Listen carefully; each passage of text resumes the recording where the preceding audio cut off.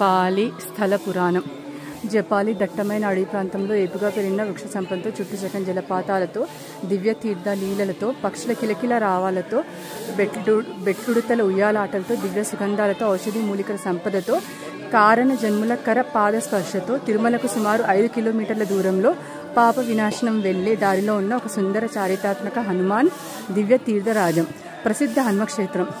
33 కోట్ల దేవతల ప్రార్థనపై శ్రీ మహావిష్ణువు రామావతారంను దాల్చినప్పుడు రుద్రుడు శ్రీరామదూతగా అన్ని శక్తులతో దేవతలందరితో కలిసి వానర రూపంలో అవతరించుటకు నిశ్చయించుకునేను.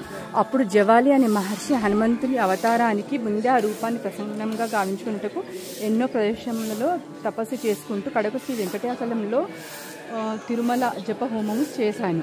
అతని భక్తికి మెచ్చి భగవంతుడు తన యొక్క రాబోవు హనుమంతుని రూపాన్ని, ప్రస్తుతం ఉన్న సింధూర కవచం లేని రూపాన్ని స్వయంభూగా అవతరించి చూపెను.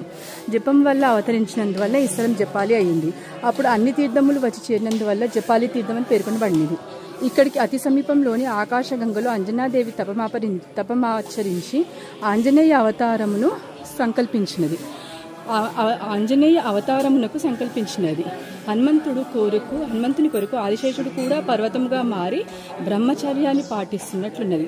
అలా మారిన శేషగిరిపై శ్రీ వెంకటేశ్వర స్వామి తన అభయహస్తంతో చరణదాసుడైన హనుమంతుని చూపుతున్నట్లు అర్చావతారంగా నిలిచెను. అయోధ్యకాండలో జవాలి ఋషి తన యొక్క ధర్మవిరుద్ధమైన మాటలకు వాగ్దోషాన్ని మూటగట్టుకుని జపాలి తీర్థంలో తపస్సు చేసి రామగుండంలో స్నానమాచరించి వాక్కుదోషయుక్తుడయ్యను. శ్రీరామచంద్రుడు రావణుని సంహరించి అయోధ్య వెళుతూ సతీ సమేతంగా ఈ తీర్థంలో స్నానమాచరించును. అందుకు ప్రతీకగా శ్రీరాముడు స్నానమాచరించిన తీర్థమును రామగుండం, సీతామాత స్నానమాచరించిన తీర్థమును సీతాగుండం అనే పేర్లతో అలరాలుతున్నాయి.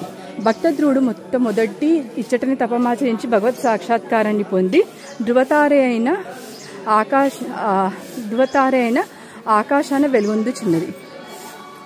ఇందుకు ప్రతీకగా నేటికి ధృవతార అనేక ఔషధ గుణములతో నిరంతరాయణంగా ప్రవహించుచు ధృవతీర్థం అనే పేరుతో ప్రసిద్ధి చెందినది. ఈ నీటిని ఆంజనేయ స్వామి వారి నిత్య కైంకర్యాలకు వాడటం జరుగుతున్నది. పంచమహాపాతకములు, భూత ప్రేత పిశాచాది బాధలు, బ్రాహ్మణత్వం కోల్పోయిన వారు, బ్రహ్మరాక్షసి పట్టిన వారు ఈ తీర్థంలో స్నానమాచరించడం వలన కష్టాలు తీర్తాయని స్కాంద పురాణంలోని శ్రీ వెంకటాచల మహత్యంలో చెప్పబడినది. ఎటువంటి కష్టమైనా స్నానం చేసి తడి బట్టలతో గుడి చుట్టూ ప్రదర్శనలు చేసినచో తప్పక కష్టములు తీరుతాయి. ఇది ప్రస్తుతము ఇక్కడ జరుగుతున్న సత్యం.